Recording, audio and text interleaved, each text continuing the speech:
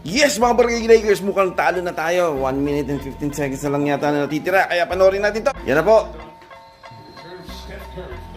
Free throw ni Jackson Hayes. Yan po ang score. At ang minute po is 1 minute and 17 seconds na lang. Kaya lamang sila ng 7. At syempre alam niyo na, kulang tayo ng tao. Wala si Marcus Smart, si Austin Reeves, tsaka si Luka po. Kaya kung ano na lang po. Yan na po, 1 minute and 4 seconds na lang. 1:30, 1:21, 9 points po ang lamang ng LeBron po ang bola. Yan na po.